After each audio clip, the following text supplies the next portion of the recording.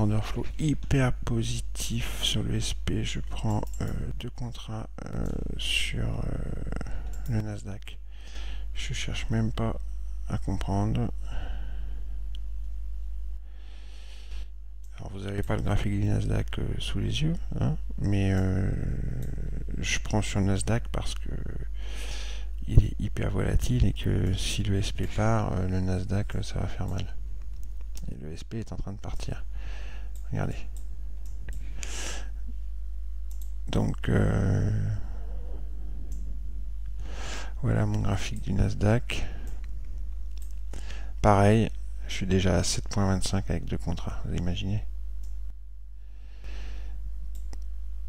Je vais vous expliquer après pourquoi j'ai pris le trade.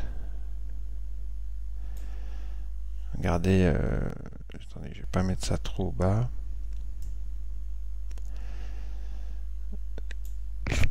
Ma target, je l'ai mise tout en haut, hein, sur les plus hauts. Ici. Et on fera la conversion après en monnaie. Mais là, je suis déjà à 14,5 points et sur le Nasdaq avec 2 contrats, je suis trop content, quoi. Trop content. Et je vois que le SP se dirige vers sa zone de vente. Alors attention, je vais vous expliquer après pourquoi j'ai pris ce trade sur le Nasdaq. On va le finir. On va le terminer. J'ai les TEP et tout, hein, bien entendu. On va le finir, ce trade. Et je me méfie que ça ne soit pas bientôt fini d'ailleurs. Je vais le tenir le plus longtemps possible en tous les cas. Pour l'instant, je ne vois pas pourquoi je sortirais. Je vais faire un clearing de mon block trade. Voilà. Ok. Bon. Pour l'instant, il n'y a rien qui m'inquiète de trop.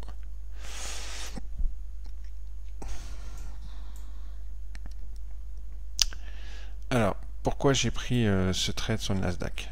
Attendez, je vais déjà retirer ça et vous montrer le SP. Regardez le SP, ce qu'il a fait.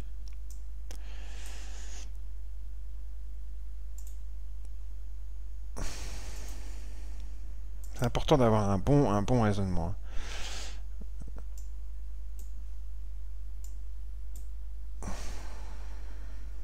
Le SP a commencé son début de session très bearish, puis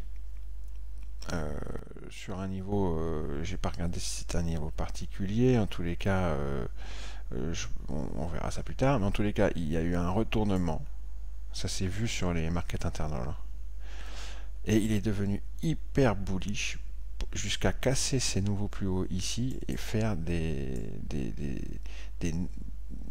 jusqu'à casser ses hauts ici et faire de nouveaux plus hauts.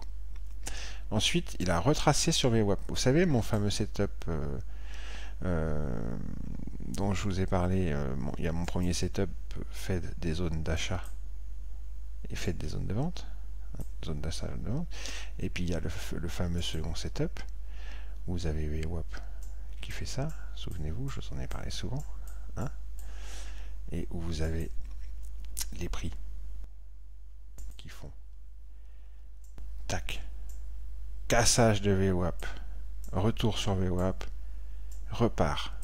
Et ici, le setup, c'est d'acheter ici. Et bien, c'est exactement ça. Alors, vous voyez, par contre, ça s'est pas fait en une seule fois. Il y a eu un premier bottom sur VWAP. Il y a eu un excès en dessous, où on a été travailler les deux single print, mais ça a renvoyé les prix au-dessus de VWAP, et on a fait un second bottom sur VWAP, et mid de la séance. Hein. Le setup VWAP mid de la séance, je l'utilise depuis des années, même quand j'étais sur le Forex il y a quelques années, je l'utilisais déjà. VWAP plus mid de la séance, ça marche toujours très bien. Donc là, en fait, on a fait une figure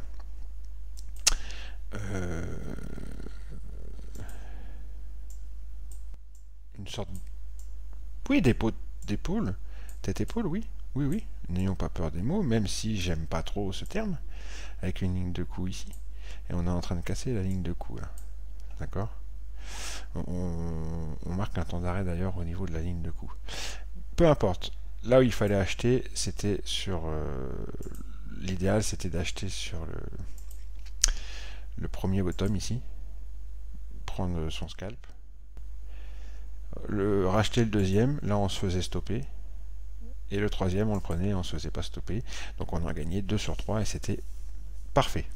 Donc moi je suis rentré, c'est pour ça, sur le Nasdaq à l'instant, mais parce que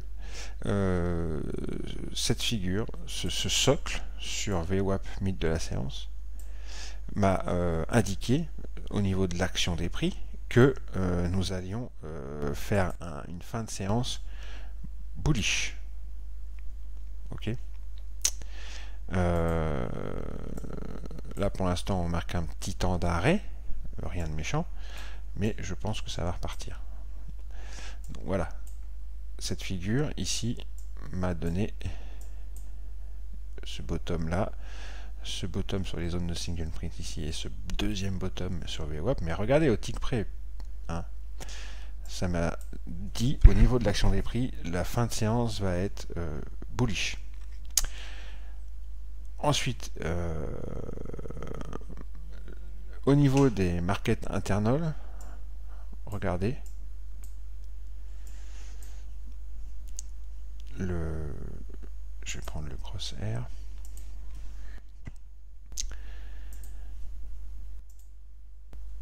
Regardez ici, on est à 20h47, le deuxième bottom sur VWAP correspond sur l'advance decline à une figure de retournement. L'advance decline qui était sudiste est reparti nord, a retracé 60% de ce mouvement là et est reparti nord pour casser ces sommets ici et ces sommets ici, et ça c'est hyper bullish. Quand l'advance decline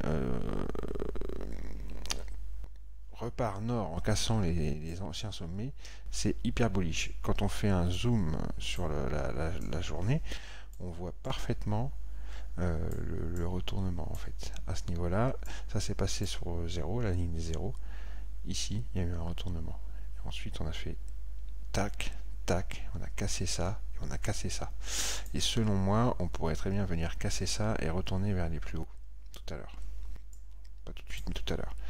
Regardez le volume spread du SP faisant de nouveau plus haut à chaque fois. Regardez le yen. Double top ici. Au niveau de ce sommet là, ça a du mal à passer. On fait un petit double top, on repart au sud. Un yen qui descend, des indices qui montent. Au niveau des ticks, on a eu à cette heure là, quand je regardais vers 20h58, une lecture en espèce de low tick bracket, toujours comment, attendez, je vais comment vous montrer ça. Hop, les ticks, hop, ils sont un tick pressure assez neutre, mais on voit que à chaque fois qu'ils reviennent vers les 600, moins 600, moins 800, ça renvoie les prix à chaque fois vers le nord. Et au niveau de ce bottom là, vous voyez, on est exactement sur les moins 800. Ok, ici pareil, on est revenu en bas du bracket au niveau entre moins 600 et moins 800. D'accord. Et ici au moment de l'accélération, quand j'ai pris le trade sur le Nasdaq, on cassait la zero line. Ok, et là on vient de faire un pullback sur l'open qui correspond à un pullback sur la zero line ici. C'est magnifique. Et le plus joli dans l'histoire, c'est le VIX. Le VIX, un VIX qui descend, des indices qui montent. c'est ce triple top ici et ce VIX qui se casse la binette. Regardez, ça correspond exactement au moment où je vois sur le SP s'est envolé et où je prends mon trade sur le Nasdaq. Regardez, après cette descente. Et là, ça continue. Regardez, le VIX se casse la binette, le SP monte comme un malade. Et mon trade sur le Nasdaq est à 18,75. 19,75, pardon. Je suis aux anges. Je suis aux anges. Vraiment, c'est nickel. Alors là, on arrive, il est tard, 21h20, on arrive sur ma zone de vente, je vais pas trop traîner. Attendez, je sors de mon trade. Boum. Voilà, je suis sorti de mon trade, je vais vous montrer ça après. Je sors de mon trade, pourquoi? Parce qu'on arrive sur ma zone de vente au niveau du SP. D'accord? Avec une avalanche short ici. Je ne dis pas que ça ne va pas continuer à monter, hein, surtout que le VIX continue à se casser la binette, ok? Mais je préfère sortir parce qu'il est 21h20, l'advance decline continue à monter, c'est génial. Donc il y a de fortes chances qu'on continue à monter. Mais comme on est sur ma zone de vente, sur le SP, je ne prends pas le risque de... vous voyez le yen qui descend et les indices qui se cassent la binette, c'est magnifique. Regardez. Je le mets avec les markets internals, même si c'en est pas un. Hein. Magnifique, magnifique, magnifique. Les volumes spread qui continuent à faire de nouveaux plus hauts. À chaque fois qu'il y a une petite bulle bleue, là, un petit point bleu, c'est des nouveaux plus hauts sur le volume spread. Ça, c'est typique des journées très très bullish. Et ça continue. Et je suis sorti de mon trade et ça continue à... C'est incroyable. Et je suis super content d'avoir pris ce trade en pleine accélération. Ça faisait un petit moment que j'observais les indices. Hein. Ça faisait un petit moment que je regardais quoi faire, mais je ne savais pas trop quoi faire, parce qu'on n'était ni sur ma zone de vente, ni sur ma zone d'achat. Par contre, je voyais bien cette espèce de socle qu'on faisait sur VWAP, mythe de la séance, sur le SP. Socle qu'on a d'ailleurs également fait sur le Nasdaq. Hein.